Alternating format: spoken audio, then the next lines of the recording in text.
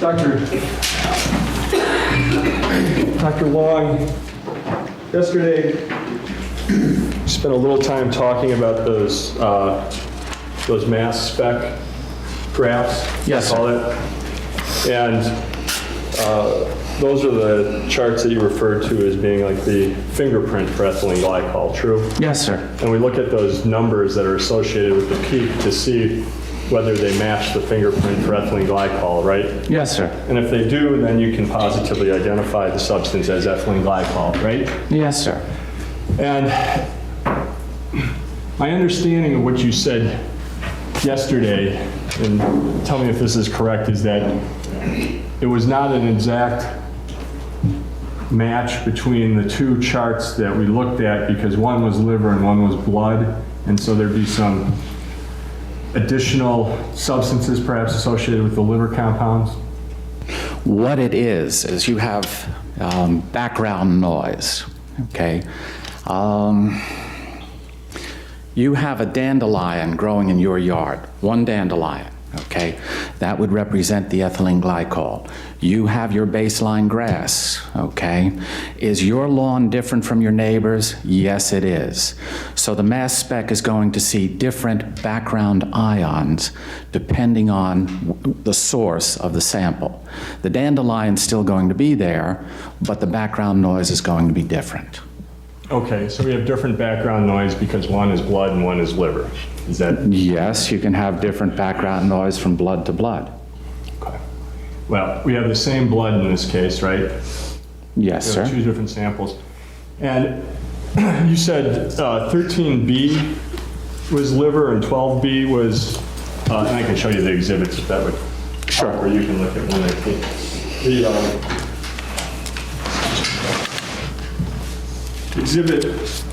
Defense Exhibit 125 is 12B. Defense Exhibit 126 is 13B. I need the page in front of it, sir. I think you were looking at Exhibit 119 is how you Witness determined stated that. he needed another page.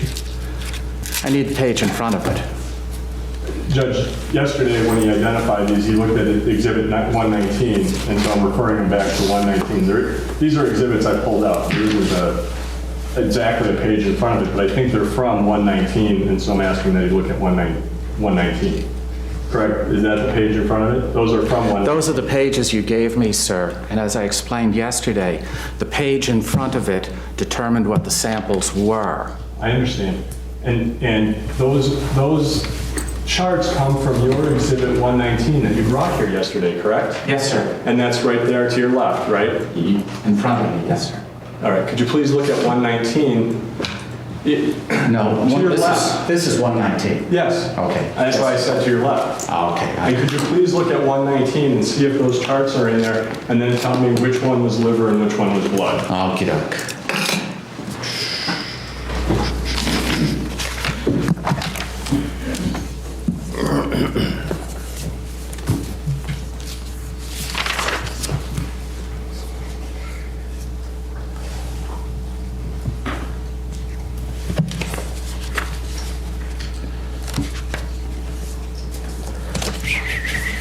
$78, wasn't it?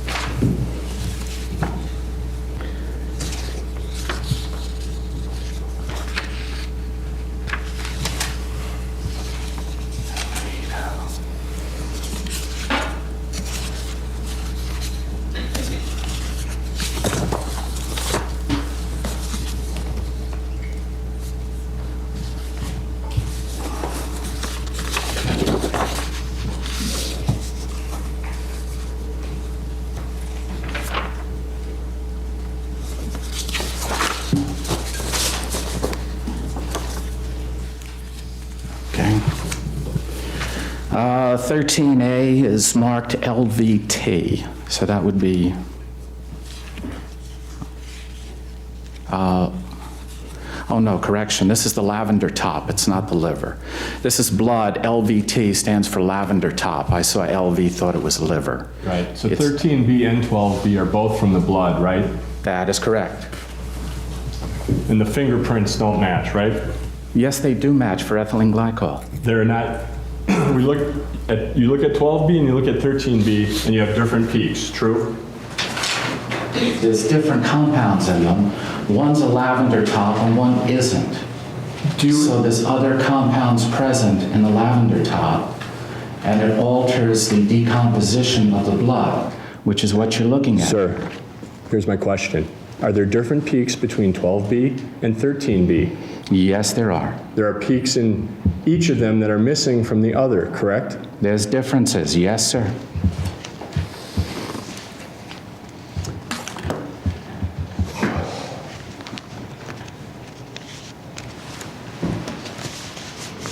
Your report of March 11, 2002, which is Defendant's Exhibit 121, you prepared that about 3 years after your lab received the samples, 2 years, 10 months, correct? Approximately, yes, sir. You were confident at the time that you prepared that report that it was accurate? Yes, sir. And do you have that in front of you as well, the March 11th report? I'll have to get it, sir. Give me a second.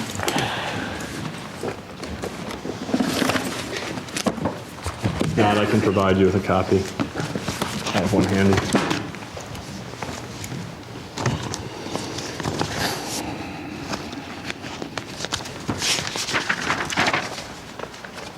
Thank you. Yes, sir.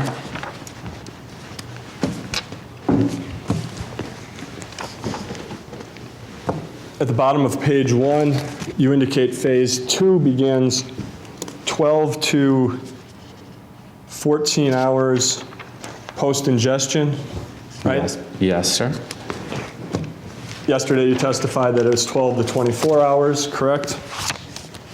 Well, the phase 2 is 12 to 24 hours. It begins 12 to 14 hours post-ingestion. Okay. What's your source for that? That would be one of the textbooks. Could be Ellenhorn's, could be Goodman and Gilman, could be any one of a number of texts. That it begins 12 to 24 hours? No, it begins 12 to 14 hours. Oh, okay. You know, I didn't bring my reading glasses today. All right. So I'll help you out.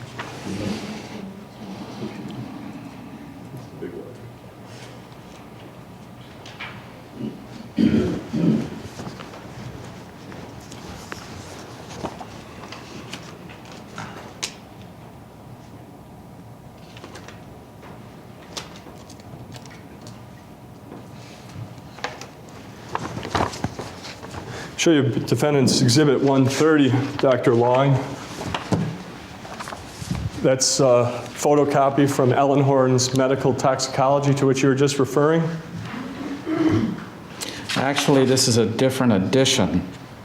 Does Professor Ellenhorn write different things about the stages of ethylene glycol from addition to addition? I don't know, sir. It looks different from the version that I have. That's what I'm telling you. Are you aware of any new research in the area of ethylene glycol that's caused anyone to change their opinion regarding when the second stage begins? I don't know what would have or would not have caused Dr. Ellenhorn to change what he wrote in the article, in his textbook. And I haven't read it yet, so I don't even know if there are changes. It's fine. Could you go to, you're on the correct page, in the right-hand column, 3/4 of the way down the page. Does it say second stage begins 12 to 24 hours after ingestion, It doesn't. post-ingestion? No, it doesn't say that. It says cardiopulmonary symptoms, 12 to 24 hours post-ingestion. Doesn't say starts. That's what you understand to be stage 2, right? Yes, sir. And the first stage, it says 1 to 12 hours, right? CNS depression, 1 to 12 hours post-ingestion.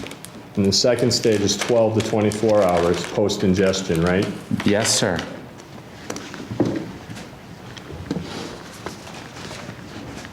It's not 12 to 14 hours. Objection, Your Honor. Counsel's mischaracterized this testimony. You may ask questions, you may not comment or summarize in any way. That's a question. It's not 12 to 14 hours. I did not take it to be a question, it sounded Well, like a comment. I'm sorry, it's a question. It was not 12 to 14 hours post-ingestion. No, I said start 12 to 14. I said that shows that it lasts 12 to 24 hours.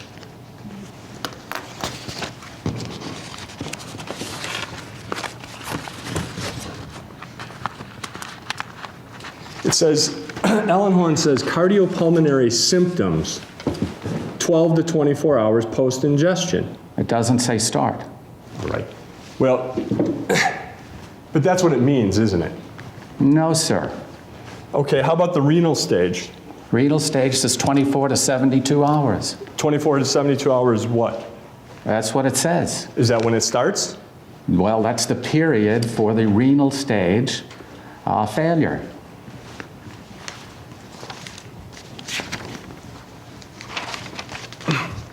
In your report, page 2, you say phase 3, that's the renal stage, right? Yes, sir. It develops 24 to 72 hours post-ingestion, right? Yes, sir. And that's what this Ellenhorn site says too, correct? That's what Ellenhorn cites, yes. Because each of these symptoms, he's giving the time in which those symptoms develop, correct? Well, you can't say something's going to start exactly 12 hours later. There is going to be some leeway. Well, that's not actually what he asked. He asked whether that's what the author was stating. Well, exactly what the author is stating in that isn't clear. It isn't saying it's starting, it's saying that's the range for the symptoms. Well, you're relying on Professor Ellenhorn, right? Well, Are you relying on Professor Ellenhorn? for some of his stuff, yes, sir. Well, I asked you what you were relying on for your 12 to 14 hours, and you said Professor Ellenhorn. Well, I said it could be Ellenhorn, could be Goodman and Gilman, could be, It could be anything that I don't have in my file. I'm sorry. could be any one of a number of textbooks that I've read. And Ellenhorn's textbook says 12 to 24 hours the symptoms begin, right? Objection, well, I withdraw the objection. The textbook doesn't say that. It says 12 to 24 hours. Doesn't say start. When it says cardiopulmonary symptoms, paren, 12 to 24 hours post-ingestion, close paren, that's what it means, is that's when those begin, right? It doesn't say that. Okay. Sometimes, as a toxicologist, someone who has a PhD, you have to read between the lines a little bit, right? Yes, sir. And stage 1, it says CNS depression, 1 to 12 hours post-ingestion. That's the time period in which those symptoms would begin, right? It would begin during that time period. You would expect to see it, yes. That's the time in which it would begin, not the time in which it would be expected to last. True? Well, it could last that time period as well. It could, but that's not what he's talking about here. He's talking about when it develops, right? Objection, Your Honor. It calls for speculation on the part of this witness and this attorney. Well, what this author is talking about. What they can agree upon is what it says. Well, I think what he's inquiring really is how the witness would read the author. That is to say, the witness's interpretation of what the author wrote. Well, in that case, Your Honor, it's been asked and answered. This witness has repeatedly indicated his interpretation of what that passage is. There may be some merit to that. Well, I'm allowed to test the reasonableness of that conclusion. Well, you're correct. Go ahead. The CNS depression, 1 to 12 hours post-ingestion, that is a range that is frequently cited in Ellenhorn, Goodman and Gilman, Basalt, anything else you want to rely upon for when the symptoms of stage 1 intoxication typically would begin after ingestion of ethylene glycol. True? Yes. That is not a range that you've seen typically cited in terms of how long that intoxication stage 1 would last. No, actually, yes. It could be the length of time that the stage of intoxication lasts. And you're saying, and that's the cardiopulmonary symptoms, you're saying this is how long it lasts. Objection, Your Honor. The question is vague. I don't know what counsel's referring Well, to. your question is, are you asking what the texts say or what the doctor's opinion is? I'll withdraw the question.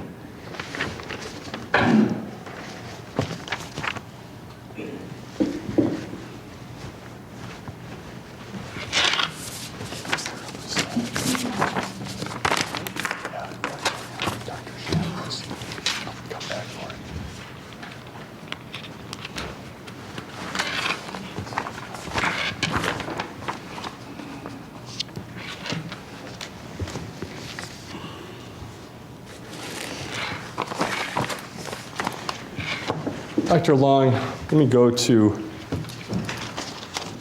your report, which is Defendant's Exhibit 121.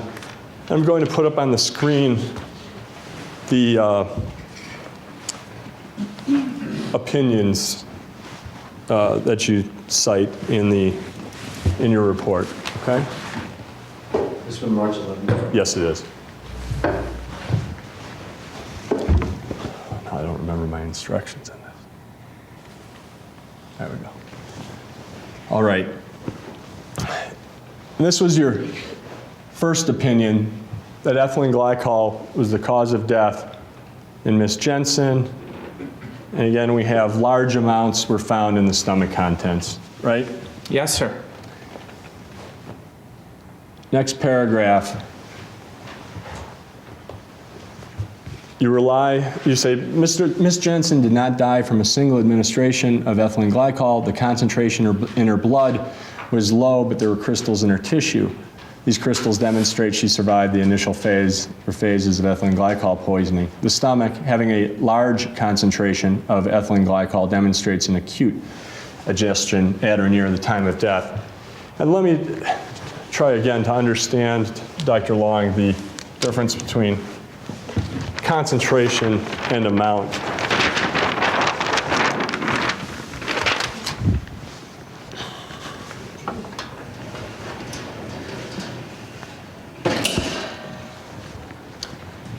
It'd be fair to say a concentration is the proportion of a substance that's present in the whole. Concentration is a proportion of the substance. I can have a beer that's 5% alcohol, right? Yes, sir. That means 10-ounce beer, well, 5% of that's alcohol, the rest is probably water, right?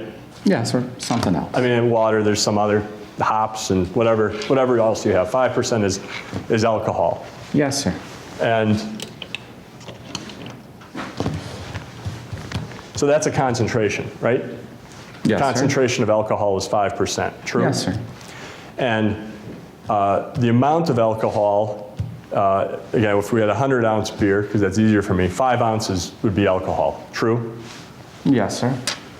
Okay. So we can have,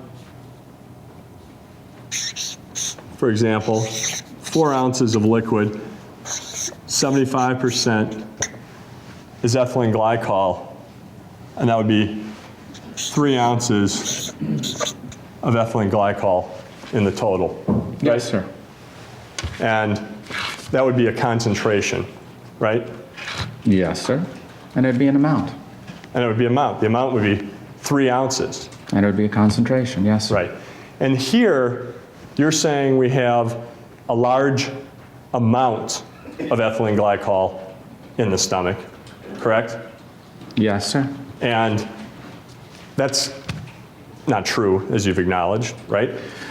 Well, it's not true in the absolute sense of what's in the stomach. No, a half a teaspoon is not a large amount in the stomach contents. Are you settled that what we have is a half a teaspoon, Dr. Long, and not a teaspoon or more or something else? Yes, sir. Well, half a teaspoon was identified. Okay. But here you also use large concentration, right? Yes, sir. And the concentration of ethylene glycol, we have about 22 ounces, right? It's about 660 milliliters, yes, sir. Right. And we have 2.4 milliliters of ethylene glycol, We have 2.6 grams of ethylene glycol. which would be about 2.4 milliliters. About half a teaspoon, yes, sir. 2.4 milliliters roughly in that area? Approximately, yes. Right. So it's something less than one 220th of those contents is ethylene glycol.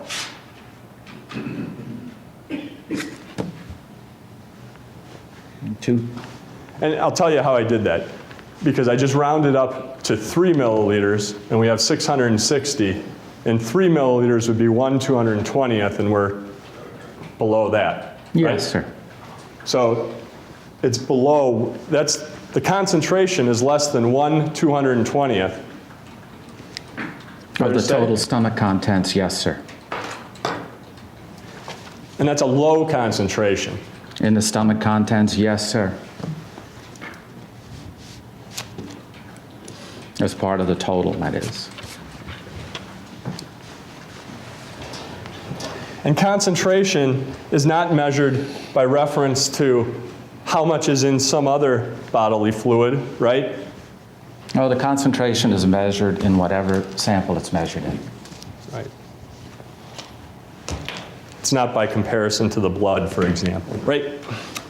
Concentration speaks for itself as to what it's measured in. And you thought at the time you wrote this report that it was a large concentration. And as I explained, that was relative to the blood. And as you have pointed out, compared to the total amount in the gastric, it is not a large amount. And you use concentration all the time in your reports, right? Yes, sir.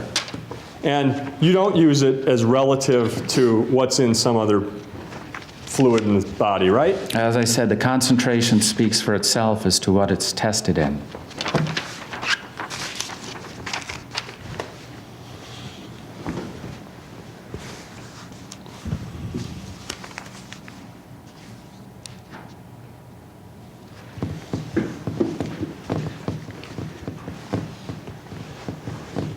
Next paragraph of your report. The report of Ms. Jensen acting intoxicated on December 1st is consistent with ethylene glycol. This would be a phase 1 from ethylene glycol intoxication. Paroxetine, Paxil, does not produce an inebriated condition, which was alleged by Mr. Jensen when he went to Dr. Borman for additional sleep medications. Now, I take it Ms. Jensen acting intoxicated on December 1st is consistent with ethylene glycol, and that would be true whether she took it herself or whether somebody administered it to her. True? True. It's the action of the chemical on her system.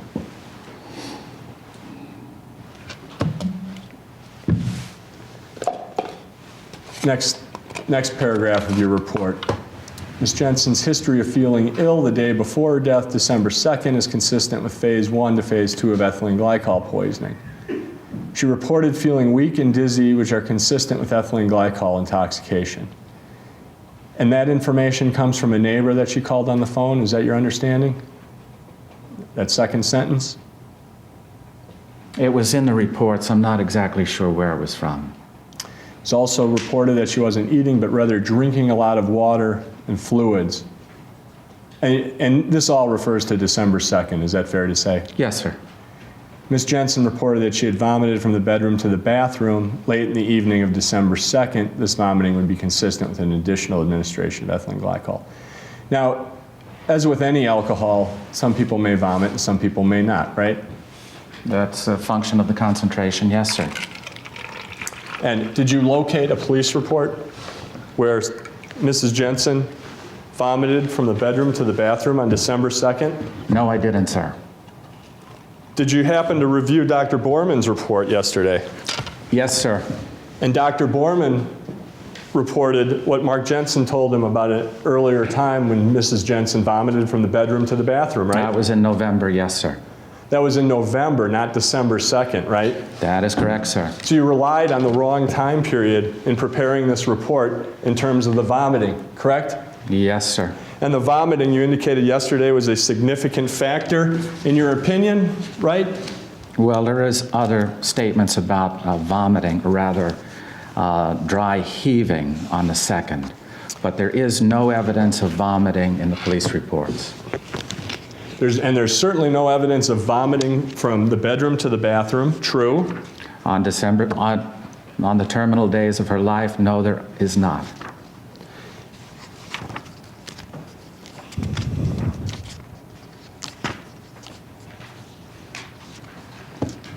At least if there is, I didn't say it. Sir, when there's not a question, I have to ask you to just wait for one, okay? I was trying to be complete, sir. But you've testified hundreds of times, right? Yes, sir. You understand it's not an open forum, don't you? Yes, sir. And you relied on the fact that in your words, that Mrs. Jensen was vomiting profusely, right? Yes, sir. And you don't have evidence that she was vomiting profusely, right? That's correct.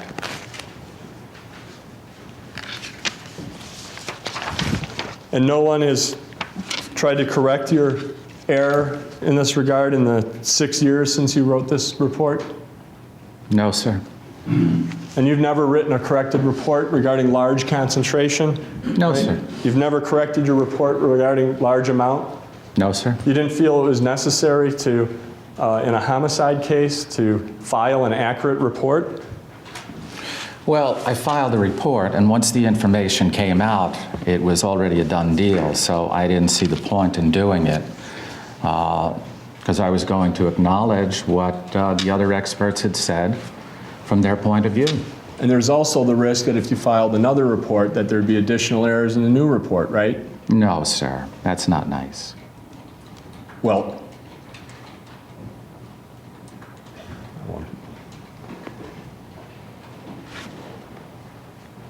I mean, Dr. Long, do you have a problem with your conclusions being tested by cross-examination? No, sir. Do you have a problem with your mistakes being pointed out? If I make a mistake, I own up to it. Yes, sir. Well, Well, no, I don't have a problem with it. I own up to my mistakes. wait, and one way to do that would be filing a corrected report so that the record is absolutely clear that you don't find this to be a large amount, right? Well, when you're putting it like that, I guess I should have. The thought didn't occur to me, and I didn't see any point to it because the errors had already been pointed out. Well, I asked you about these issues in August, didn't I? Yes, you did. Did you file a corrected report after that time? No, it was already in the record. It was already documented.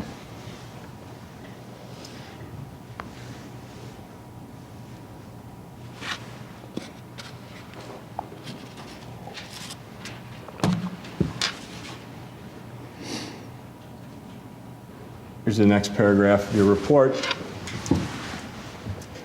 On the morning of her death, she would have been suffering from the acidosis and tissue damage from the crystals. Ms. Jensen was reported to be in a very poor condition at this time, unable to get up, congested, and weak.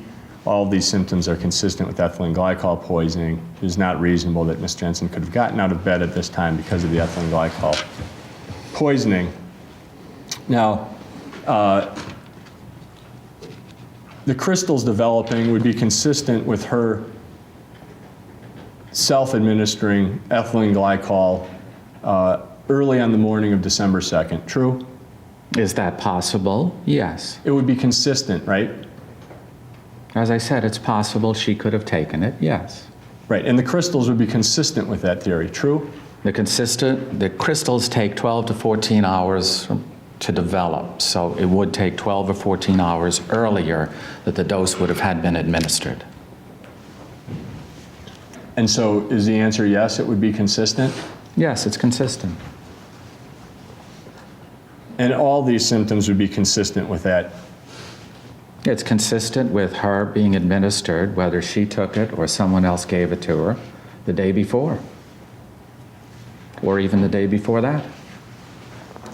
And you conclude that she could it's not reasonable that she could have gotten out of bed. Yes, from the descriptions, yes, sir. But from the toxicology, from the information that you as a scientist review, there's nothing about the toxicology that says she could not have gotten out of bed. True? Taking the toxicology test results alone, you can't look at anything in a vacuum. So based on that, you're correct. I couldn't say that based strictly on the toxicology test results. And it was your opinion that she would not have wanted to eat. True? That is true, sir. But she obviously did eat on December 3rd, didn't she? Well, she drank a lot, that's for sure. How much food she ate, I don't know. Yesterday I asked you how long you believe those gastric contents were in her stomach. And you indicated about an hour, right? Yes, sir. And there was potato and pepper in her stomach, true? There was report of that. I don't know how much potato or pepper, and as I said to you at the time, that could have been from the bowel that got dislodged if she was vomiting. So I can't say that. Well, you don't have any evidence of vomiting, right? No, there's no reports of vomiting in the police reports. Do you have some notion of when she ate that potato and pepper? I can't tell you, sir. You don't dispute Dr. Shambles' finding that there was potato and pepper in the gastric contents, do you? No, sir, I don't. The fact that there's potato and pepper, it would appear that she got up and ate something, right? Or she could have had soup that had potato and pepper in it. I don't know, sir. And there was some food at the bedside, correct? When Mrs. Jensen passed away, there was some food on her nightside table? There was something at the bedside, yes, sir. And there was no soup, right? I don't recall what it was. And whatever was there was tested, and there was no ethylene glycol, correct? That's correct. And the amount of urine that Ms. Jensen had was not a large amount, correct? I don't believe so. No, it wasn't. It suggests that she was getting up and going to the bathroom since she was drinking a lot of water, true? That's quite possible, yes, sir. You also said yesterday that you were relying on the fact that Ms. Jensen had diarrhea, right? That's one of the symptoms of ethylene glycol, yes, And there's sir. no evidence that she was suffering from diarrhea on December 2nd, right? No, sir, there isn't. But you relied on that. But there was the report in the records of that.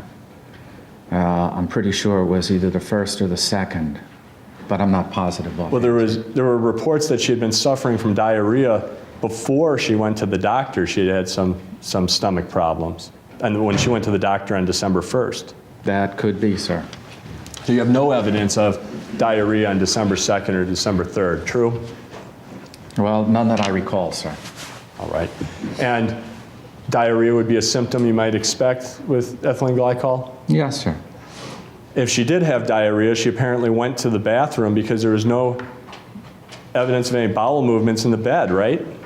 There was no evidence of that. That's correct, sir. So if there was diarrhea or vomiting, she certainly was able to get up and go to the bed, it appears. I mean, get out and go to the bathroom, right?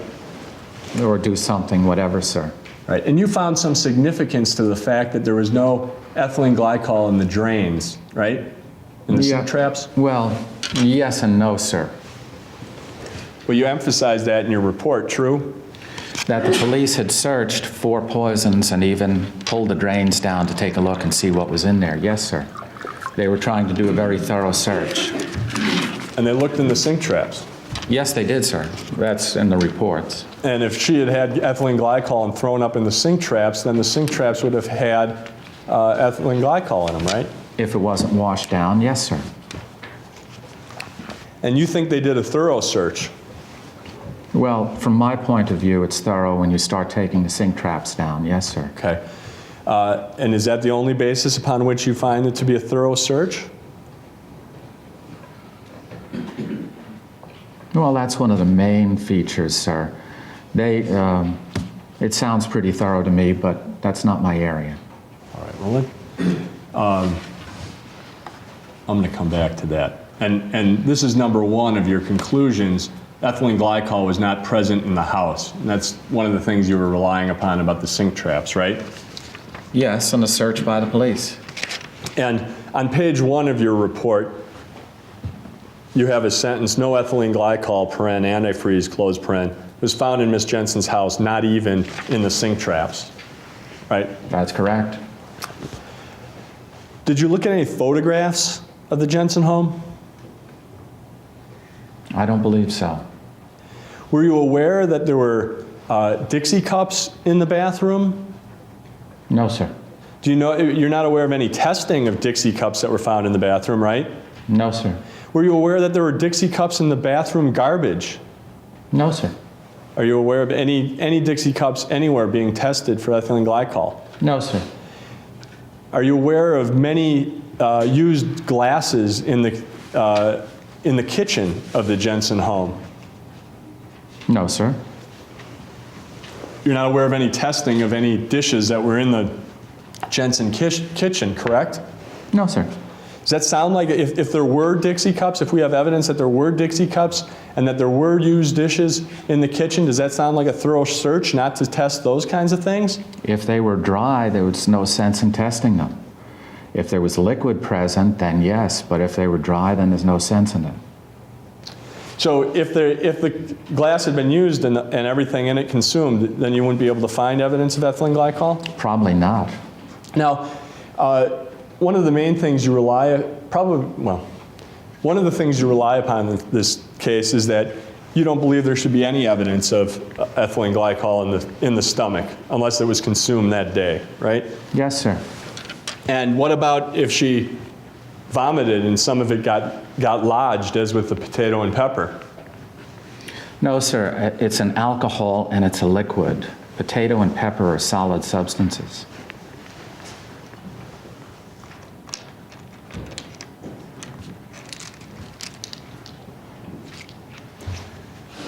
And this would be about, it's not very precise, but over 600 milliliters of liquid, right? Yes, water. sir. And this would be a half a teaspoon? Yes, sir. Okay. And that's about all that was all that was in the stomach? About correct? that, yes, sir. Okay. And let's say Mrs. Jensen, on her own, put ethylene glycol in a glass, drank it on December 1, or early on the morning of December 2, rather, and then used that glass later on to drink water. Yes, sir. And when she drank water later on, there was residual ethylene glycol in that glass. Yes, sir. And that could account for the ethylene glycol in her stomach at the time of death, correct? No, sir. That wouldn't account for it. If you're saying reasonably it wouldn't have. Is it possible? Yes, sir. Is it reasonable? No.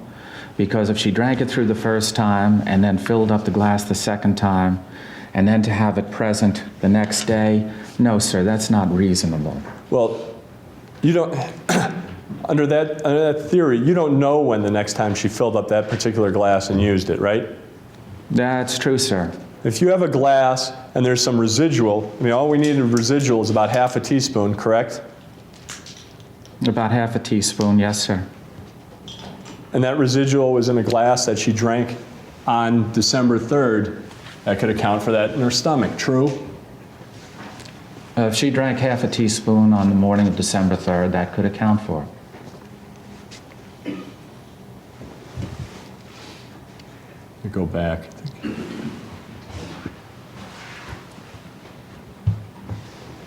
That's this paragraph. In your opinion, the final administration of ethylene glycol didn't have time for absorption before her death. It is not reasonable that Ms. Jensen could have consumed any ethylene glycol in her condition by herself and then cleans up, hides the source of the ethylene glycol afterwards. Her death was very close to the last administration of ethylene glycol. Yes, sir.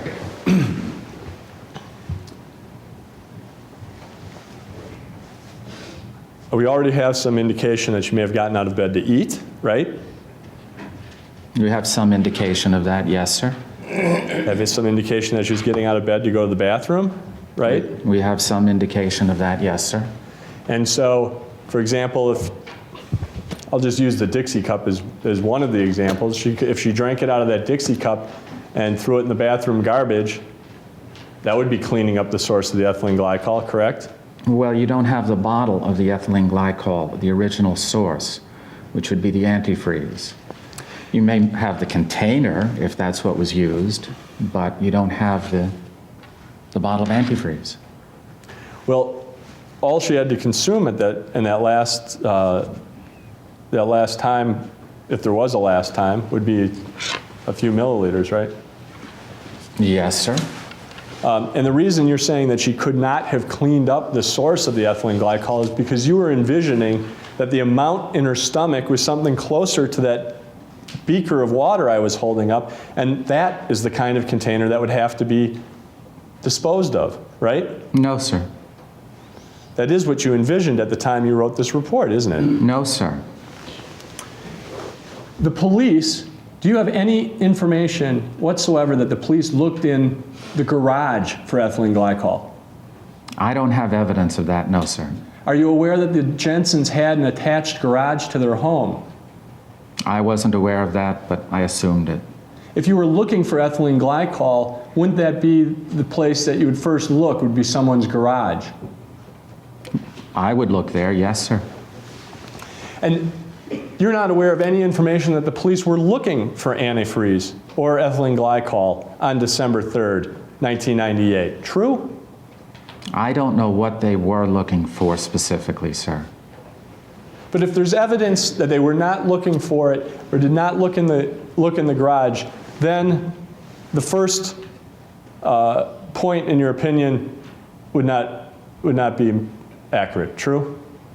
Wouldn't be something to rely on, let's say that. Well, still, the ethylene glycol wasn't present in the house. If it was present in the garage, I'm unaware of that. And if Julie Jensen consumed a single dose by herself in the early morning hours of December 2nd, there's no reason to believe that there'd be a jug of ethylene glycol out, right? If she consumed it on the 2nd, then no, it wouldn't be present. She would have had time on the 2nd to take it out and put it away or hide it or do whatever. But that's not consistent with, again, identifying it in the gastric. And if she's able to go to the bathroom, able to eat potato and pepper, she would be able to move antifreeze as well, right? If she is, yes, sir.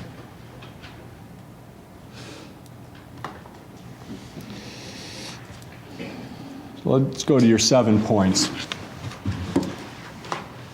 1, we've gone through. Number 2, her stomach contains significant amounts of ethylene glycol, showing her death occurred at or near the time of administration.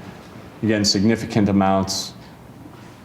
You've previously referred to large amounts and large concentration. Compared to the stomach contents, it's not a large amount. Okay. Number 3, Mrs. Jensen would have been too weak to drink the volume of ethylene glycol found in her stomach at autopsy without help. And that, again, is because you're envisioning something close to this amount as the amount that she would have had to drink, and you determined that she'd be too weak to drink some amount like this, right? She would be too sorry.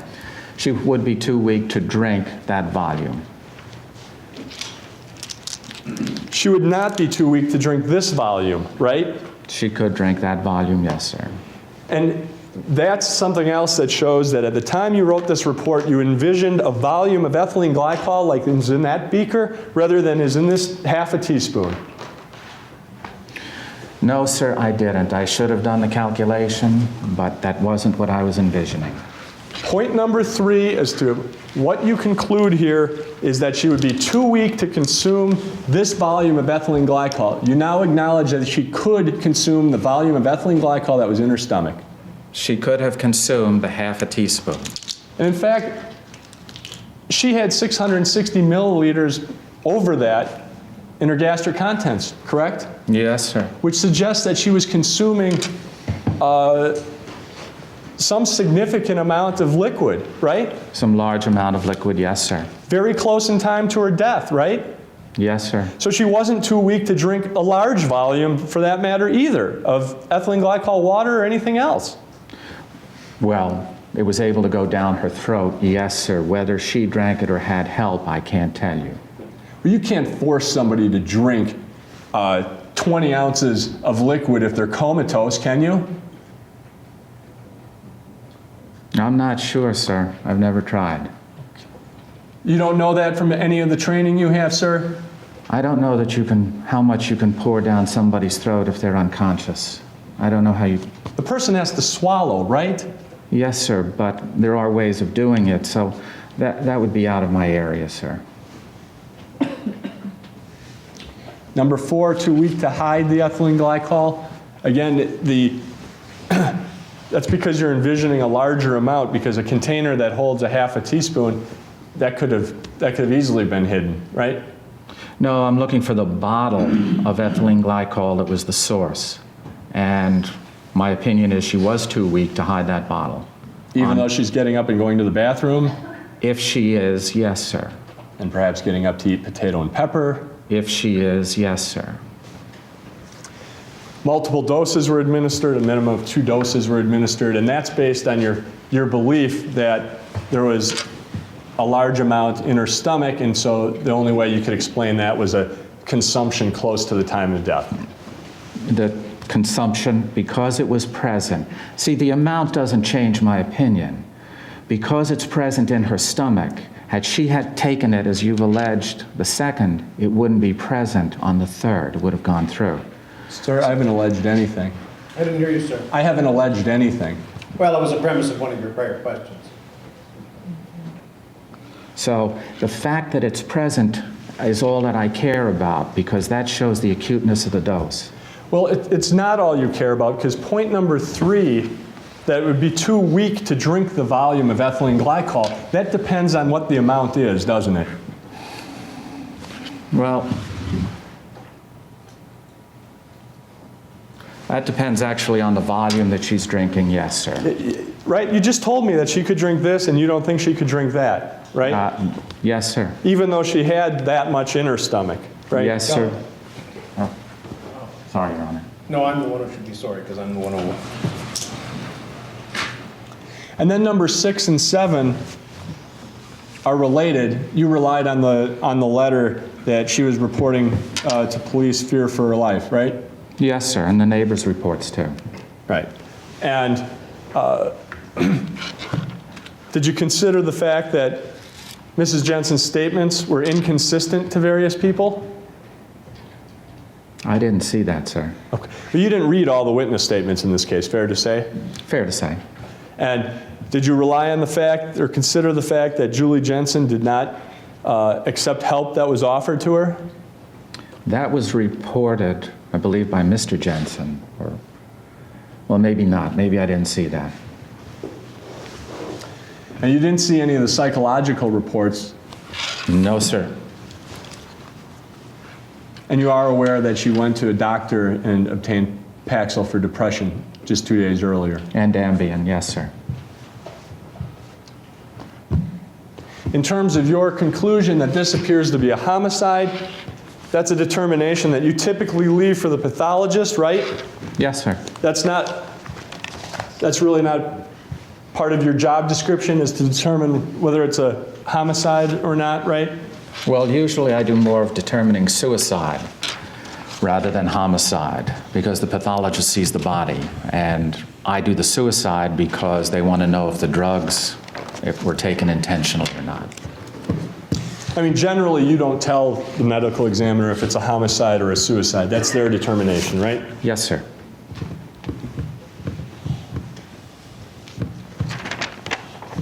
And that's because you're not a medical doctor and don't have the training to make that kind of determination, right? Well, I'm not a physician, and I don't see the body. And That's generally, I don't know the circumstances, so that's why I don't do it.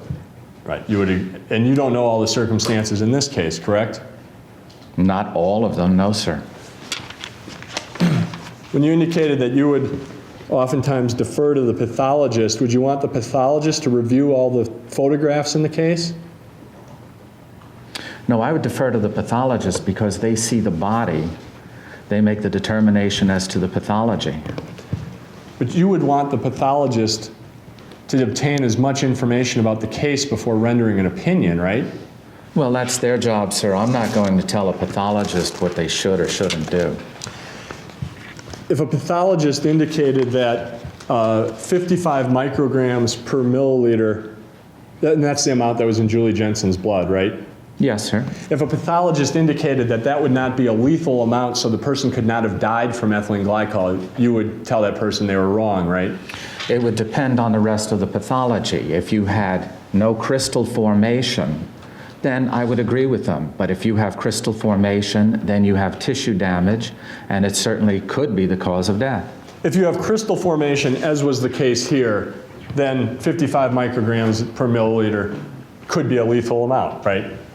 Well, it shows, no, 55 micrograms per mil would not be considered lethal. It would be considered an ethylene glycol poisoning because you have the pathology of the ethylene glycol.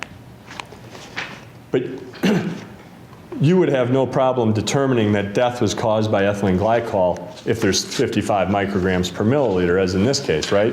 No, sir, I didn't say that. What I said was if you have the pathology that supports the ethylene glycol poisoning, then it is ethylene glycol poisoning when you have the drug identified or the compound identified.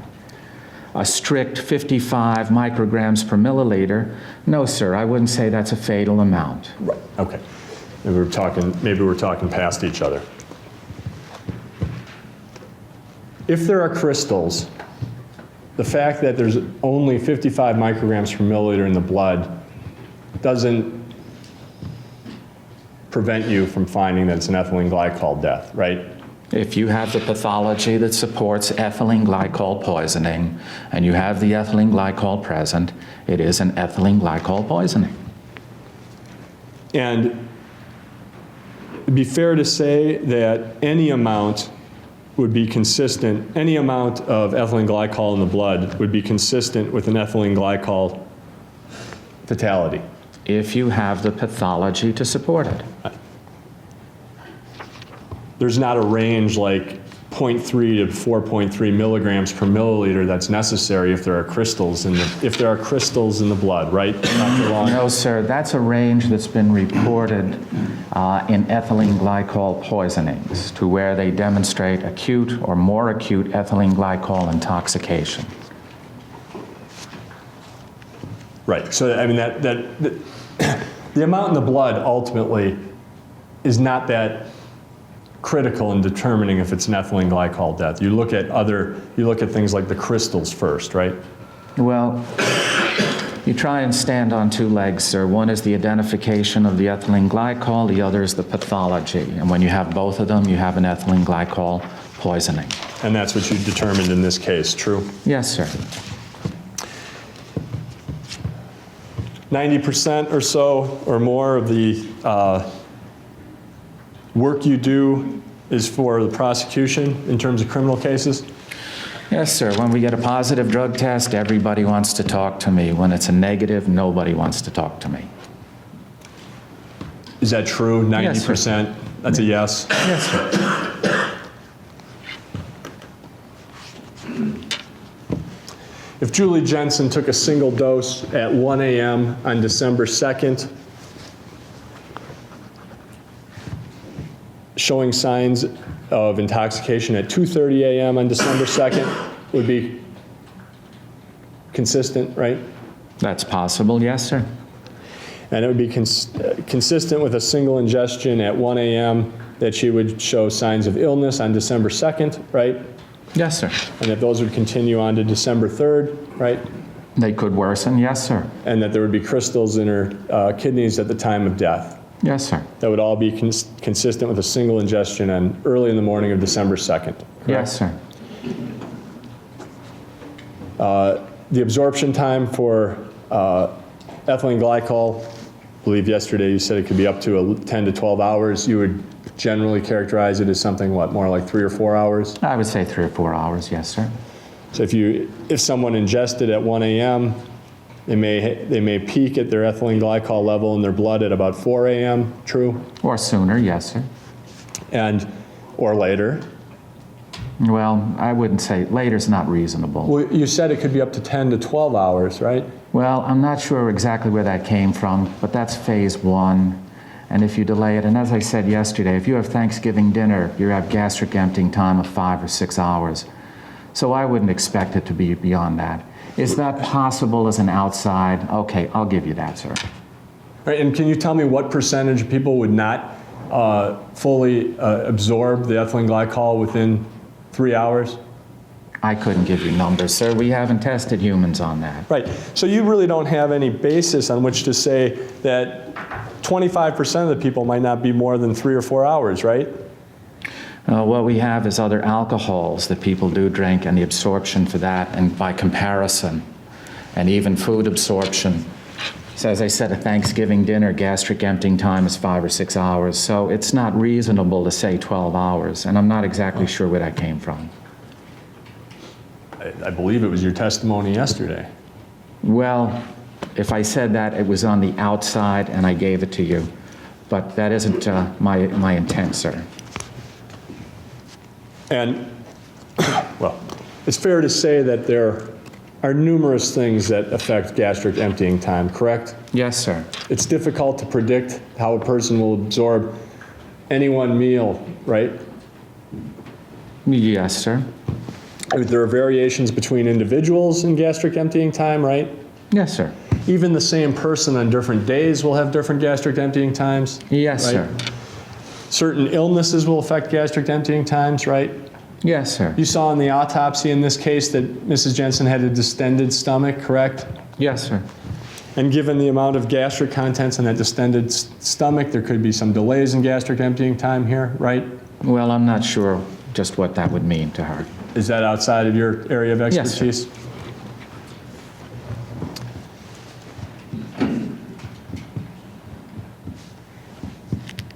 Mrs. Jensen died sometime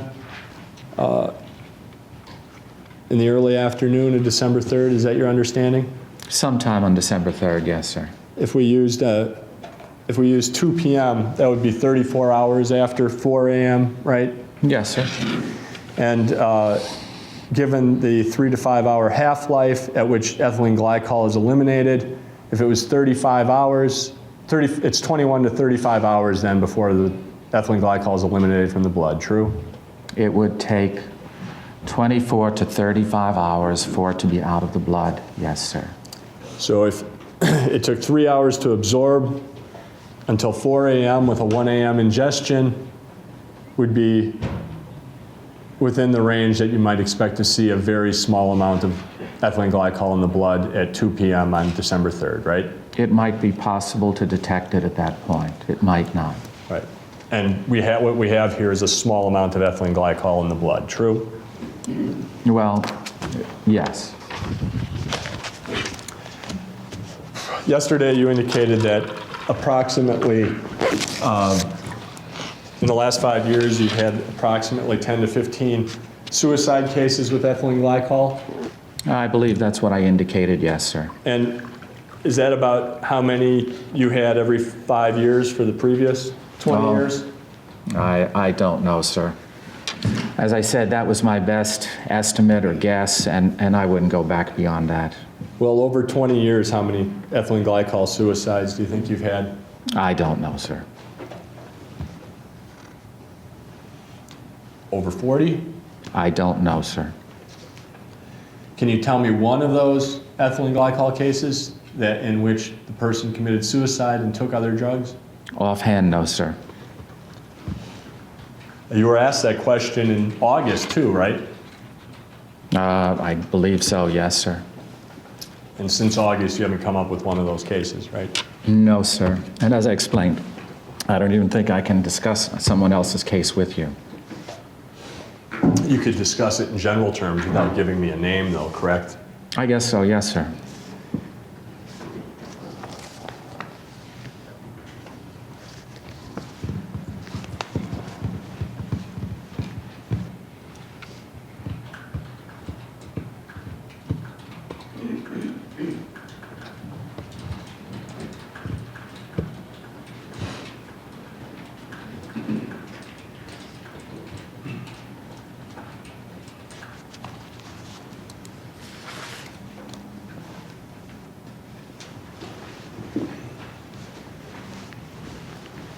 I could have this marked down. Concentration chart.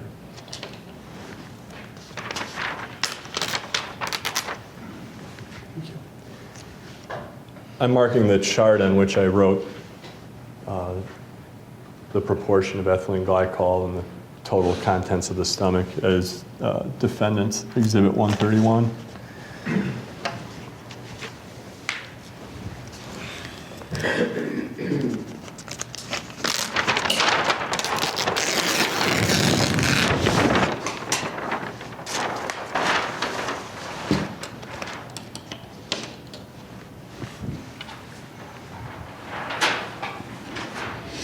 Dr. Long, you've testified regarding conducting tests for ethylene glycol in cases with,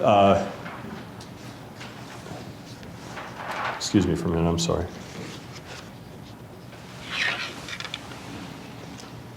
In cases where it was concluded that it was a suicide, correct? Yes, sir. Have you ever conducted tests for ethylene glycol that were used in a homicide prosecution? I'm sure, yes, sir. Do you remember any particular case? Oh, there's been cases over the years, but specifically, no, sir. You can't remember a single case? Well, there was one case, and I'm sure that's where you're going. It was about 20 years ago. And was the defendant in that case Patricia Stallings? Objection, Your Honor. I object to the form of question. This is an irrelevant case. It happened 20 years ago. And I think this is a matter that needs to be taken up outside the presence of the jury. Let's take a break. Please don't talk about the case during the break. Please, all right. Judge, I intend to impeach Dr. Long by asking him about his actions in Patricia Stallings' case, in which a woman went to prison for killing her son, and she didn't do it. And Dr. Long's ethylene glycol results put that woman in prison. The prosecutor reopened the case and dismissed it. It was ethylene glycol. There have been medical journal case studies about this case and about how ethylene glycol can be mixed up with propionic acid. And then there were a number of specific activities that he did in that case where he had erroneous reports or conducted what I consider to be misconduct in the courtroom, like those mass spec charts that I was showing earlier. He whited out for the jury's display, he whited out the numbers in that case, and that was given to the jury, and he claimed they were fair and accurate. Anyway, so just like any witness, I have the opportunity to impeach him about his prior conduct. It goes to his qualifications. It goes, I think, to perhaps, let's just put it as integrity and the fact that you can make mistakes in a case like this, and it's perfectly legitimate cross-examination. Well, I haven't heard anything that would cause me to conclude that it's perfectly legitimate cross-examination, Your Honor. This trial is going to be long enough just trying this case. Are we now going to be trying the Patricia Stallings case? You know, I read about this case quite some period of time ago. There's no question in this case, Your Honor, that, or if there is a question about it, I haven't heard it being posed to this witness, is there any possibility that the antifreeze in this case was, that it was propionic acid that was being discovered and not ethylene glycol?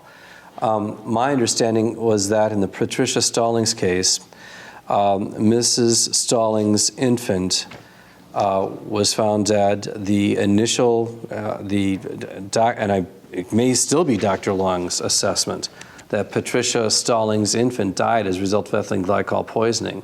However, there was also evidence in that case of a genetic predisposition that would cause this infant to develop these symptoms that somewhat mimicked ethylene glycol poisoning.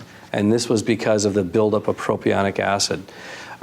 It's a circumstance which is completely separate and distinct from this.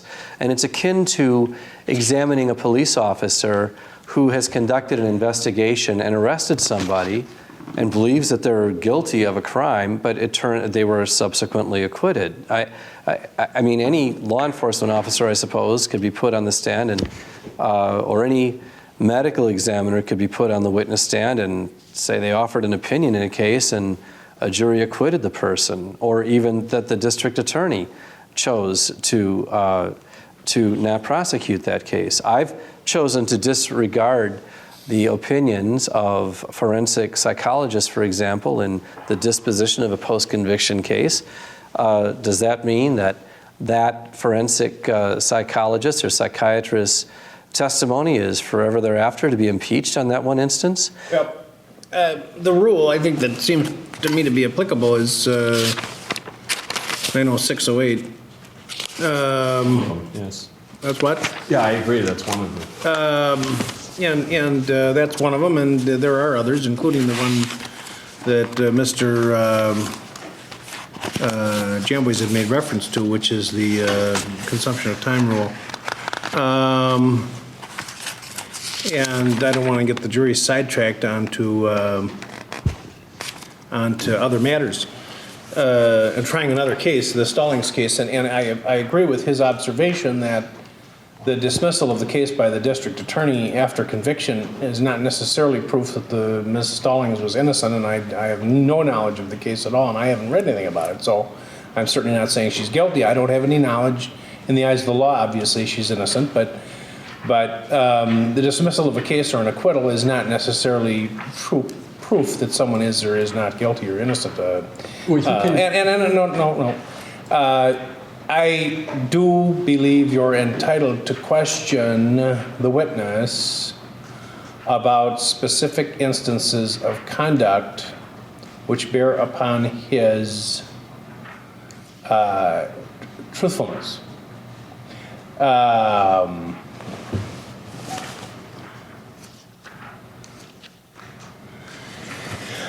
I'm not sure you can question him about his scientific expertise.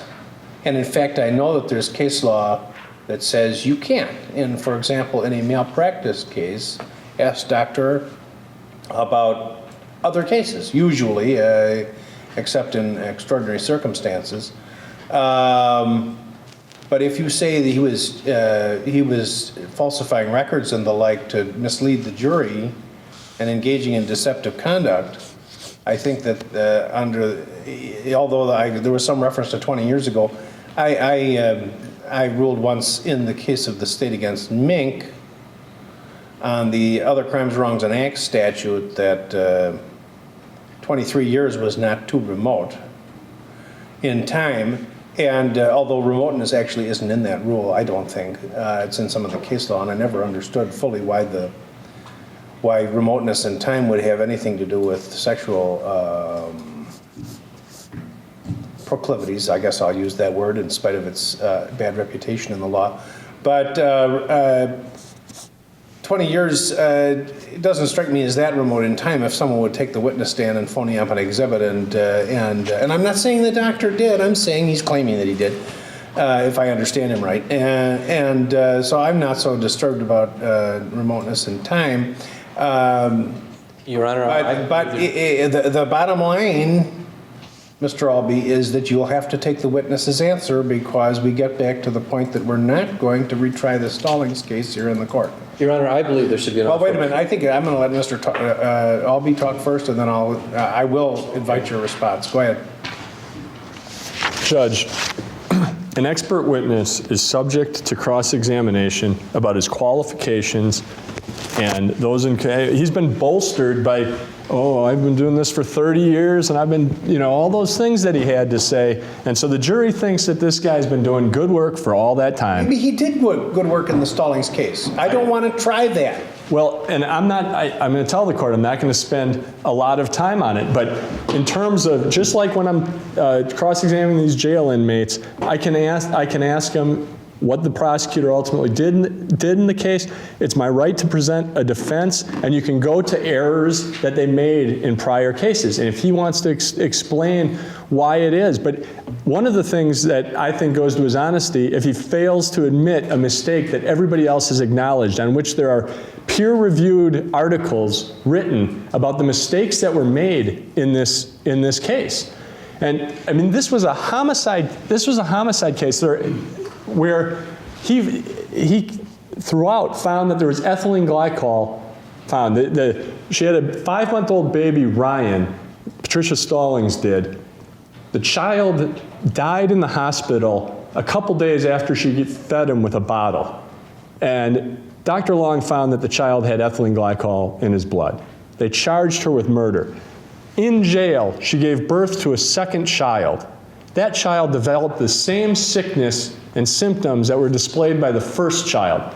And then they still went to trial in the case and convicted her. And then afterwards, a Yale geneticist and other people stepped forward and pointed out the errors in the testing. And obviously, it's a strange circumstance that the second child. I suspect I would probably be more willing to embrace your desire to present this evidence if there were some reason to believe that a similar fact situation existed in this case, and if you have such if you have such evidence, I'll hear you on that. And because if they're similar or identical cases, that's quite another matter. But because there's a geneticist who has got peculiar knowledge that is unknown to the vast majority of people, who understands that doctor made what may have been a very innocent mistake, does not mean that he should be impeached on this. And that's, I suppose, why the rule says what it says about truthfulness. But this, I can, it's not just 608, Judge. I can cross-examine him about his qualifications as a witness and those errors. And if it was an innocent error, well, where does it all stop? Can you ask an expert in neurosurgery, well, what was your grade in this particular course in medical school, and then even go beyond that and say, well, on an exam on October 16th of 1998, did you answer wrong on this question? I mean, where does it all stop? I think you could, other than you'd start looking foolish in front of the jury. No, you wouldn't look foolish at all if the very question that the doctor was being asked about, he got wrong on an exam back in 1998. Well, that's why the rule talks about truthfulness or untruthfulness. Now, you're right, credentials do come into question. But specific instances don't. I don't agree with the court. When the state is bolstering this expert and every other expert with all their qualifications and their past experience, I don't have to. I can't inform the jury as to what his experience really is. I mean, here are the similarities, Judge. No. Part of the problem is then I have to let the district attorney call expert witnesses to say, no, Dr. Long either A, was right, or B, even if he was wrong, ultimately it was within the margin of error that our profession allows, because only a Yale geneticist is going to understand that there's some other possible cause of this fatality. It was first suspected the mistake by someone else in Dr. Long's lab. If it were such an innocent mistake, it wouldn't have cost St. Louis University millions of dollars, as it did. This is what I'm talking about. You're getting into all kinds of things that I'd have to let into evidence. Judge, I'm not talking about calling other witnesses on this aspect. I'm talking about asking him whether it's true that he gave this opinion in a homicide case, that the prosecutor determined that that was a wrong opinion, reopen the case. The similarities are, it's a homicide by ethylene glycol. I mean, I'm not trying a drunk driving case. I'm not trying even a poisoning by Tylenol or something like that. How many homicide by ethylene glycol poisoning cases are there? And he stands up there. For starters, he's like, I'm not sure I can remember one. That in itself ought to let me get this in, because he is acting like he doesn't remember this. It was the most significant case of his entire career. There's a TV movie about this case, and he's going, no, I'm not sure if I remember that there was a homicide, until with a little prodding. To that's a little troubling. Oh, Your Honor, well, first of all, counsel's saying it's not a homicide case. And in fact, the prosecutor... It's a homicide case. It may not have been a homicide. Okay, let me clarify. False accusation of homicide. If the woman was sentenced to prison for murder, it was a homicide case. Please allow me, here's the thing. The prosecutor went back and dismissed the case, and so I would say that in this witness's mind, it might not be fair to describe that as a homicide case. I'm not going to, no. I don't think it would be fair. I certainly don't want anybody to construe my arguments as suggesting that Patricia Stalling has committed a crime. OJ's in the news. OJ wasn't tried for murder, right? It was a murder case. He was tried for murder, and that was unquestionably a homicide. Nobody's suggesting... You're saying something that doesn't make any sense. Please allow me to make the argument, though, that I want to make, which is that this case is not relevant to this case, because the circumstances in that case was that this infant apparently, now in retrospect, died of natural causes, but it was a very rare genetic disorder. And the rare genetic disorder produced these chemical or biological findings which were consistent with ethylene glycol poisoning, but it was actually propionic acid. And there's no question in this case that Julie Jensen died from a genetic disorder. There's no question in this case that this is propionic acid as opposed to ethylene glycol. There's simply no question about that. So let's assume for a moment that Dr. Long, 20 years ago, when he examined the case of Patricia Stallings' infant, incorrectly concluded that it was ethylene glycol poisoning, when in fact it was propionic acid poisoning, which was the result of a rare genetic disorder, which he had never heard of before this case, the Stallings case, had come up. So what? What's that got to do with this case? Nobody is suggesting that Julie Jensen died because of propionic acid poisoning resulting from a rare genetic disorder. There was ethylene glycol in her stomach, there was ethylene glycol in her blood, there were ethylene glycol metabolites in her urine, and there was oxalate acid crystals in her kidneys. There's no question that Julie Jensen was a victim of ethylene glycol poisoning. And now, you know, there was a previous, before Dr. Long got this case, there was another lab got this case, and that lab didn't find any ethylene glycol in Julie Jensen's blood. That lab was wrong. Now, is that lab which does thousands of tests a year, does that mean that for here on ever, they're going to be cross-examined? Oh, on one case out of Wisconsin in 1999, you didn't find ethylene glycol. You issued a report saying there's no ethylene glycol in her blood. And that later on, it was found by Dr. Long that, yes, there was ethylene glycol in her blood. That's really the finding that's at issue here. It's, you know, and it's fair cross-examination to go after Dr. Long on his March 11, 2002 report, where he refers to large concentration or large quantities of ethylene glycol. There hasn't been any objections from the state on that. But to go after Dr. Long about a very rare illness that he did not catch 20 years ago, apparently did not catch 20 years ago, and I don't know what Dr. Long would say on the stand about the Patricia Stallings case. But he shouldn't have to say anything about it because it's completely irrelevant to this case. Judge, did you want to respond? A number of things. First of all, because I expected that kind of argument from Dr. Long, I believe, because I wrote down the question, at least I intended to ask, which would have been, have you ever conducted tests for ethylene glycol that were used in a homicide prosecution? Because I didn't want him to be slipping and sliding out of it. And I think that's the question that I asked so that I wouldn't get an argument like that. So I think I got past that one. I agree with the court that it would be somewhat specious anyway. In both cases, ethylene glycol, homicide allegation. In my view, both cases, false allegation of homicide involving ethylene glycol. In both cases, there's a major mistake. Well, just a minute.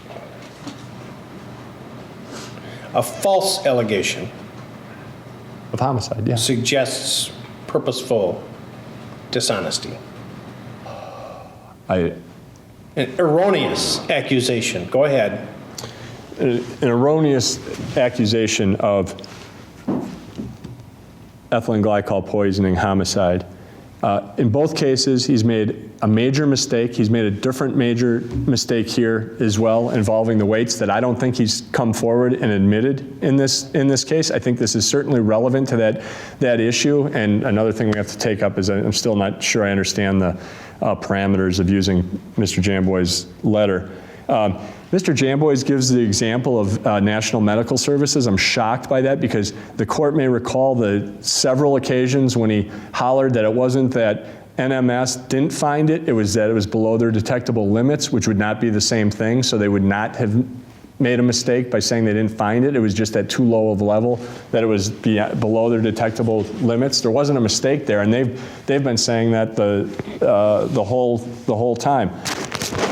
The right to present a defense allows me to cross-examine Dr. Long. Constitutional right to present a defense, my right to cross-examination and confrontation, allows me to cross-examine him about his conduct in this other case where there were certainly allegations and suspicions of misconduct in reaching that opinion, but also the fact that if he won't acknowledge his mistake in that case, as I understand he hasn't, that's relevant to where we are in this case, where he won't acknowledge a major mistake. It also is something that goes to bias and motive, because I suspect Dr. Long at least at some point, and I don't know what the condition, it sounds like his lab does banner business, but in terms of his reputation, I would expect, and rightly so, that the Stallings case was devastating to him. And he cannot testify in another high-profile case and screw up the way that he did here in mischaracterizing the amount of ethylene glycol in the gastric contents. And so he's got bias and motive that he has to protect himself because of that prior mistake, which was enormous in another high-profile case. Like I said, I mean, so that's yet another similarity, because that case was a made-for-TV movie. Careful, it was a made-for-TV movie. What's that? Well, I mean, it's because of the publicity. That's his reputation, and he can't handle that. This level of mistakes that he has made in this case coming up again in light of that. So that goes to bias and motive as well. And I apologize, I can't lay my hand on a particular case. If I had a few minutes, I don't know if I put it in a different file, but I had one case that I thought was more helpful than some others on this matter. I also would cite State versus Missouri, which is a Wisconsin Court of Appeals case, 2006, Wisconsin App 7074. And that case involves introducing other acts evidence and using 90608 to impeach a police officer who had previously mistreated black witnesses and having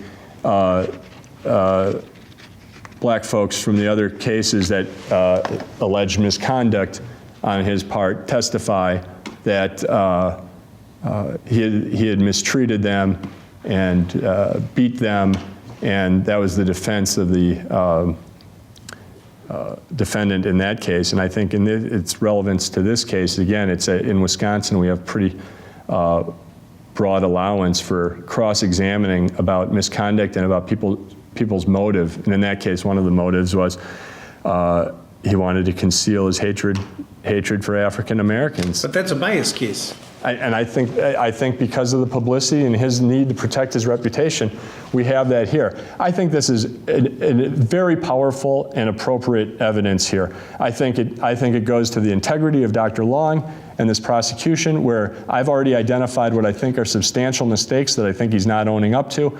And my cross-examination really is, he found there's ethylene glycol. The prosecutor ultimately decided that that wasn't the case and dismissed the case. And then I'll go into some specific actions and statements that he made or admitted to during depositions in the civil case. Well, here,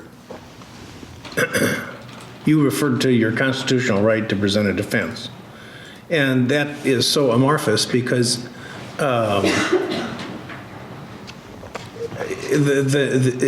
taken to its logical extension of it, he would have the right not only to ask the questions that you seek to ask, but also to call extrinsic witnesses to contradict what he says, which is absolutely contrary to the rule of evidence.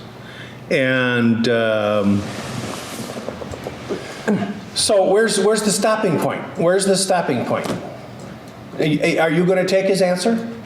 Or are you going to come in here and say, no, I've got to call witnesses, extrinsic witnesses? So then the jury will end up retrying the Stallings case. The fact that the district attorney dismisses the case is not dispositive of whether Doctor is right or not. That might not be dispositive, but it's relevant. It's relevant in the same way that I'm asking these inmates about what happened to their cases and where the police were charging them when they I believe it is, and it does go.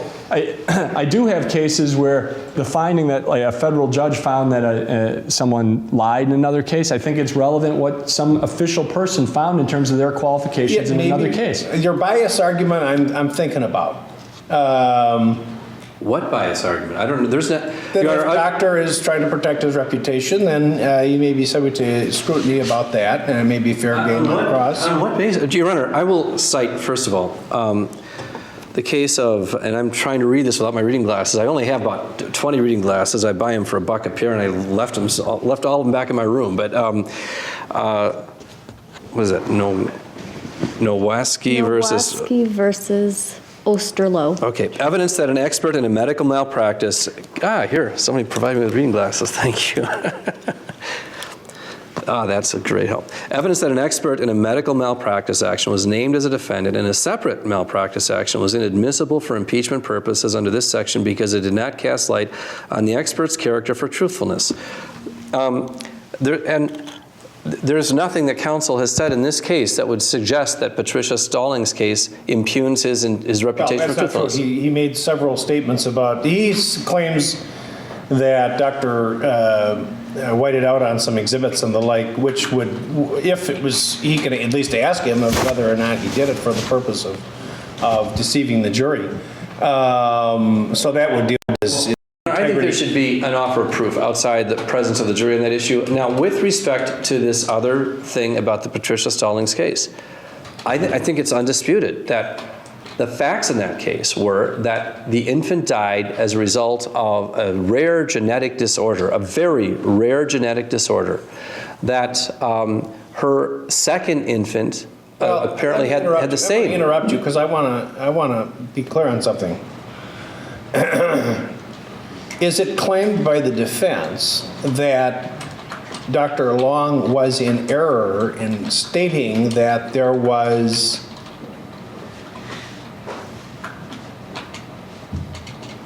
what would appear to a competent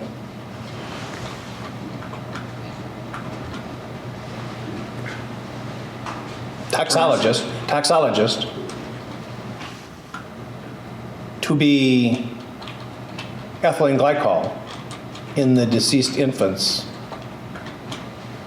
I concede absolutely nothing in this case, but I think that the more important point is there's also a level of interpretation and judgment in which he screwed up in that case and he screwed up in... You didn't answer my question. I said I concede nothing. So, I mean, everything is an open issue in this case. I'm not... No. You know, it may be that Dr. Long was well within the standard of care for a toxologist in making the statements that he did. And so the fact that it turns out there was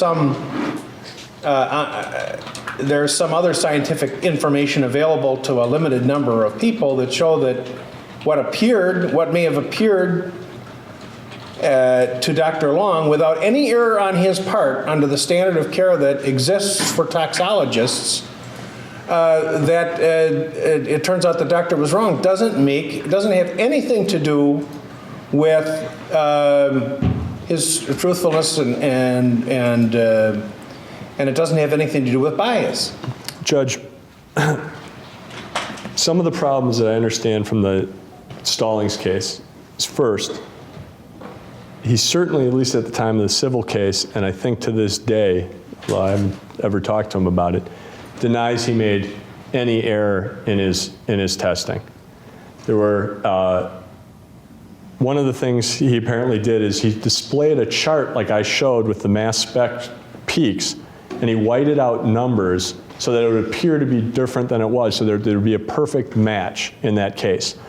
He did a test of Ryan Stallings' blood in which it came up negative, and he didn't give those to the prosecution, and he lost the computer disk relating to those tests. The other people came forward and all recognized that there was not ethylene glycol, and they were concerned about the quality of the work that was done in this case. I have somebody who's making interpretations about ethylene glycol, again, in a homicide prosecution where he knows what his answers for the person who hired him are supposed to be. One other thing is, I don't have the exact timeline. I think it's like 96 or 108 hours. I would ask Dr. Long, but he's trying to act as though it would be very unlikely that Julie Jensen would still have ethylene glycol in her blood from a single administration late on December 1, early on December 2nd. I believe in the Stallings case, the evidence was along the lines of Patricia Stallings had a brief period of time with her baby, fed him from a bottle, and then Dr. Long found ethylene glycol in the blood 3, 4, or 5, I think it's 4 or 5 days later, far beyond what we have in this case, which again should have been a red flag in that instance. But the biggest problem is he refuses to acknowledge his mistakes. And again, the court brought up standard of care. The civil suit, as I understand, was very successful in terms of what was paid out. And well, that is relevant to what the standard of care is. It's because lawyers took on that Was case. it resolved by verdict or by settlement? By settlement. Well, Millions. the DA dismisses the charge. That doesn't tell me that the man's innocent. It tells me the district attorney, for whatever consideration, and hopefully legal considerations, dismisses the case. It doesn't mean that the person is innocent. This court knows how unlikely, how rare it is that someone, I mean, the woman had spent like 10 months in prison, that for them to reopen the case, stipulate to ineffective assistance of counsel on it, and then dismiss the case. And the ineffectiveness was because he had well, I don't know. I don't want to get. One this more. is exactly why the rule is what it is. That we don't need to. We can't get into these things. And Your Honor, I just We want to. have to retry the whole Stallings case here. No, I'm not presenting witnesses on that. All You're I'm going doing to is take his answer. I'm going to take his answers. Now I have. Well, what happened to your constitutional right to present a defense? Oh, I still have that. I do have depositions if he doesn't acknowledge an act of dishonesty. That But, you're going to ask him about, or you're going to try to present an evidence? well, I'll ask him about it, and I'll remind him with a deposition where he admitted to certain things if he says he doesn't recall. And the court, there was the one other issue. Answer my question. Are you going to try to offer then the extrinsic evidence? Of the transcript? Yes. Well, it's his testimony. That's extrinsic evidence, is it not? Well, it wasn't earlier in this trial. Your Honor, am I Oh, no, permitted no, to involve no. myself in this discussion? Because the fact is, it seems like now you're going to allow him to start asking this witness questions about Patricia Stallings' case. I'm thinking and it's this is completely irrelevant. It's completely irrelevant. First of all, there's the defense in this case is saying that Julie Jensen died from ethylene glycol poisoning. There's no question that she had ethylene glycol in her system. They just want to go after Dr. Long because of this case 20 years ago that has nothing to do with this case. Julie Jensen, according to their theory, died from ethylene glycol poisoning because she committed suicide. What's that got to do with the Patricia Stallings case and whether this witness was right or wrong 20 years ago in the Patricia Stallings case? I think those are the questions I've been asking him. On the other hand, the rules don't really particularly like witnesses who are not honest. And if his question pertains to whether or not Dr. Long is being dishonest, then he's entitled to ask these questions. What questions about whether If he or not... said he never, what was the question you asked him? Oh, about whether he ever conducted tests for ethylene glycol that were used in a homicide prosecution. And he said he didn't really recall one offhand. And I asked it a couple more times, and he said, "Oh, I think I know what you're getting at." But he knew as soon as he heard the question what I was getting at when he was saying he couldn't remember one offhand. So let's hear what that. Let's have those questions and answers read back now, so we know what we're talking about. Is he saying there's a specific instance where this witness has been dishonest about his experience in ethylene glycol cases? I'm not conceding that he's been dishonest, and in fact, counsel concedes that when the witness said, "Oh, I think I know what you're getting at now." Well, and so he did know what he was talking about. He was talking about the Patricia Stallings case, which is irrelevant in this case. It has nothing to do with this case. He also claims that the doctor had, and I will admit it's kind of a problem. The problem with expert witnesses is a two-way street, Mr. Albee, and some of these people, it appalls me what's said in the courtroom sometimes, and I don't think there are adequate safeguards in our law, but I have to work with the law as those who are in the higher courts or in the legislature prescribe it, and there's a lot of injustice perpetrated in the courts in the United States of America because of what some of these people do. Now, it doesn't shock me at all, knowing practices, that an expert puts together a graph or a table in such a way as to flatter the case of the person who is paying him or her. And So I may have a personal moral sense about it, but that's not our law, that really touches dishonesty, that a person prepares a chart in a certain way. So are you suggesting that it was, well, I don't know. It may be. Are you suggesting that it was a purposeful misrepresentation of the facts to the jury? Yes. And are we going to get into that, Your Honor? Are we going to? Well- and if Dr. Long says, I've never intentionally misrepresented anything concerning that case or any other case that I've ever litigated or ever been I'll involved tell you in. what, the jury in this case, let's not talk about the Stallings case. The jury in this case could conclude, and I'm not saying that I do or that I think they should, I'm just supposed to let both sides present their case. The jury in this case could conclude that doctor's not being totally frank about his usage of the term large amount or large concentration. So I think that I'm going to permit the questions about whether or not there were exhibits presented which misrepresented what the evidence was. Well, Your Honor, I permit the questioning about. Your Honor, we have a longstanding discovery demand in this case. I've never received any document from defense counsel regarding this. That apparently he's got documents in his possession that he believes he can cross-examine this witness on that show this witness was somehow disingenuous in some earlier occasion. I've never seen that. There's no requirement that I turn over impeachment material. That's the problem in this case is I told Dr. Long he made a big whopping mistake, and now he's turned on it and tried to characterize what he meant by large. I mean, that's what it's impeachment for. I can use old transcripts of his.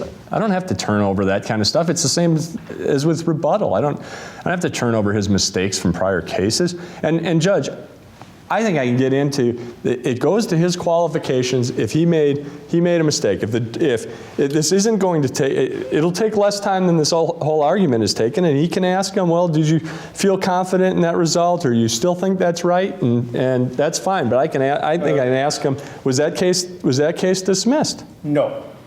Judge, So I would like an offer of proof, Your Honor, of what counsel's actually going to try to ask this witness and what he's going to show this witness outside the presence of the jury, because it strikes me that A, it's prejudicial, and B, it's irrelevant. Was the case dismissed with or without prejudice? Well, and that would be important, wouldn't it? Because if the case was dismissed without prejudice, that means that the district attorney, and I'm presuming, I don't know what state this occurred in, but if we're in Wisconsin, as an example, there's no statute of limitations on homicide, certainly on intentional homicide in the higher degrees, and so maybe the district attorney could dismiss the case and just await further scientific information. So the dismissal of the case would be in itself a misrepresentation. Prejudice. So no, it wouldn't be a misrepresentation. The case was dismissed, Judge. Judge, this implicates my Sixth Amendment rights to confrontation, all right, my right to present a defense, my right to due process, the right to a fair trial. This witness has problems with his qualifications, and I ought to be able to get into them. They bolstered him with his 30 years of experience.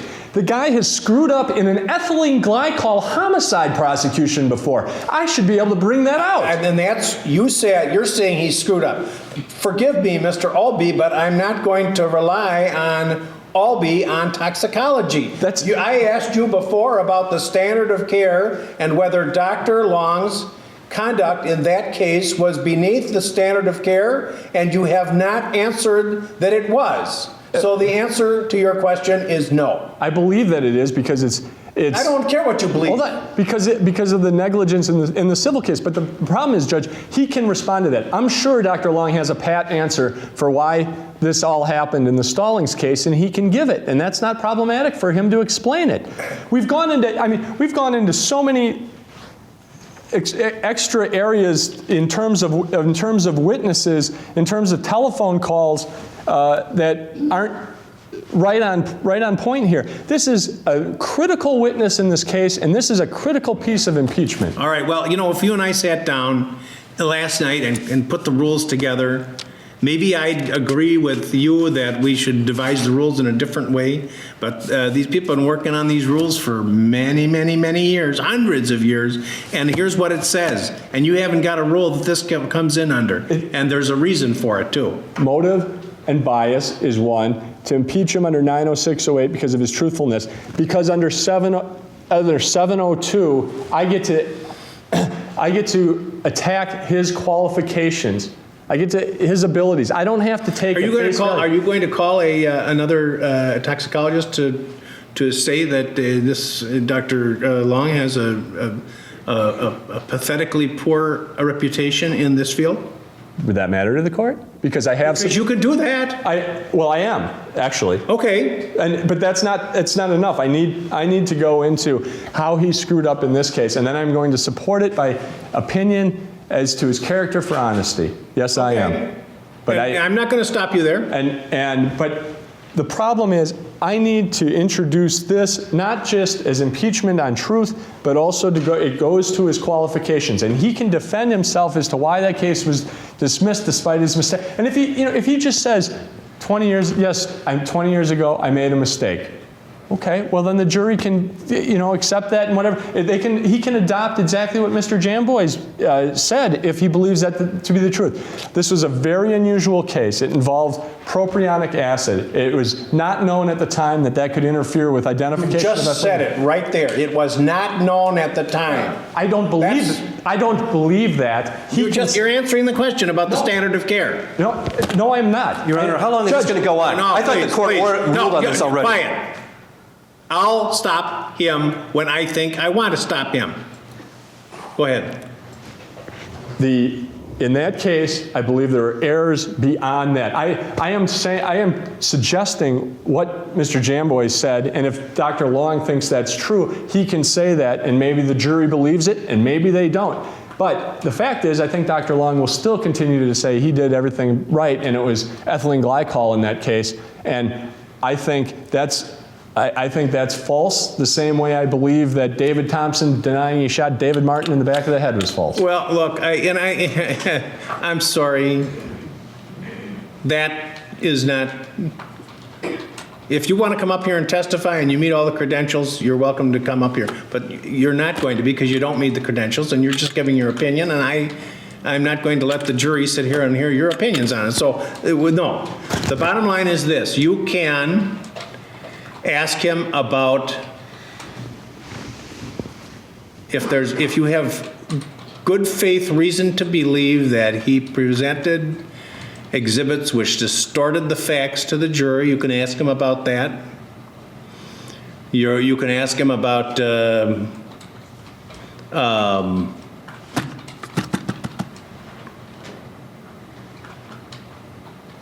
there was something else that in your. Well, what about his reputation? Well, you can't. And you're going to ask him his own reputation? Well, it's his bias and motive to protect his own reputation in this case, another high-profile case in which you can ask him if he's just protecting his reputation if you want. And that's a greater concern to you, Dr. Long, because your reputation was sullied by the Patricia Stallings case, fair question. In which you gave an opinion that it was homicide based on your testing for ethylene glycol. No, now you're getting too far. It was determined by the prosecutor himself that it was not ethylene glycol, and they dismissed the case. No. Well, I need to make an offer of proof that is what that in that case he tested Ryan Stallings' blood. He found that it was ethylene glycol. This woman was charged in jail when her second son was born. He was sick with the same symptoms. She was convicted, put in prison for life.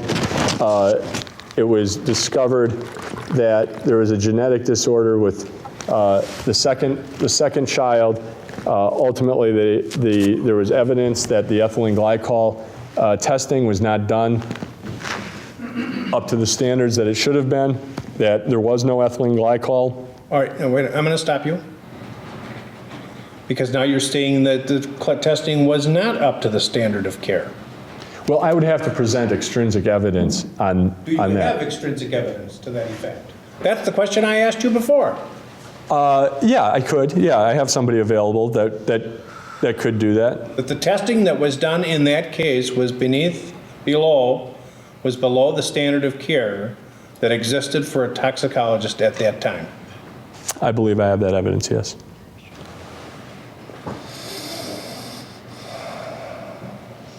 It's irrelevant, Your Honor.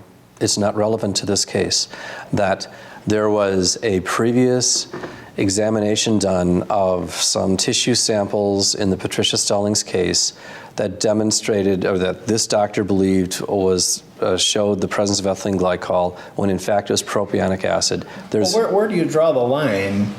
And I understand that generally I think you're right, but the rules are meant to be, we don't follow the rules because they're worthy of adoration. It's because they generally work. Now, supposing you brought some expert on here who messed up every test he ever did. How does the defense expose that? well, And he's that's up not here. the case. Huh? No, let's talk about that case. There's one case 20 years ago. No, let's talk about that case. If you bring in, because I'm illustrating that the rule is meant to be flexible enough that in an appropriate case it can be bent.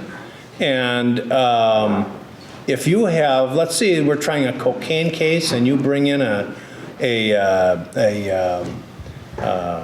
chemist or botanist, whoever analyzes, I guess it's chemist, to determine whether something is cocaine or not. And it turns out that the defense has evidence that there's a flaw in this person's training or something because he's done 100 cocaine samples and it turns out he's been wrong on every single one of them. That person would not be certified. You see, it's an irrelevant hypothetical, Your Honor, and we only use people that have been certified. I mean, when we do drug tests, everybody that does those drug tests has to be certified. Wait a minute. I know. We had an assistant district attorney in the Kenosha District Attorney's Office who wasn't even a lawyer. So don't tell me somebody being certified means that the person is some kind of a... That's not true. We've never had an assistant district attorney in Kenosha County. I'm not saying while you were district attorney. Before I was district attorney, we've never had an assistant district attorney in Kenosha County before, during, or after I was the district attorney. Well, who was a lawyer. my point We had is, somebody- now let's not get into that. Okay. Let's talk about, Your Honor, here's the thing. answer the question. Does the defense get a right to show that this person doesn't have the credentials? Yes, if the person doesn't have the credentials, they can show the person doesn't have the credentials. This person has the credentials. And what they're trying to say, what they're trying to do is they're not trying to attack this witness by saying, you've been wrong in case after case after case after case after case. What they're saying is 20 years ago, there was this case, the Patricia Stallings case, where you had said there was ethylene glycol. And it turns out that it wasn't ethylene glycol because there was this rare, very rare genetic disorder in this one particular case. And you were wrong, Dr. Long, you were wrong in this one unusual, bizarre case. Now, so in that case, you mistook the presence of propionic acid for ethylene glycol. Yep. And you know what? There's no mistake like that was made in this case. There's no question that Julie Jensen was poisoned with ethylene glycol. The only question in this case is whether it was suicide or homicide. And there has been cross-examination, lengthy cross-examination of this witness concerning the error that he apparently made in this case. This gone on and without any objection from the Here's what we're going to do. Here's what we're going to do. I want to think about this. I want to read up on it a little bit. So call another witness now. We'll put Doctor on the back burner, and we'll come back to Doctor first thing after lunch. Are we going to tell the jury that it's been agreed that we're going to take a witness out of order at this point? And from time to time, their witness is taken out of order? I don't know that we need to tell them it's agreed, or just say we're going to call a We're witness. taking witnesses out of order? Okay. Well, Your Honor, it's 11 o'clock. I believe that there are witnesses that I want to put on the stand, but I'd like an opportunity to talk to these witnesses, decide which one I'm going to put on. We've got Perry Tarica, Ted Voigt, Margaret Voigt. I'd like to talk to them for a few minutes before I put them on the stand. So could we have a 10-minute recess? You have a 6-minute recess. 6-minute recess. Yes, we're going to start 10 after.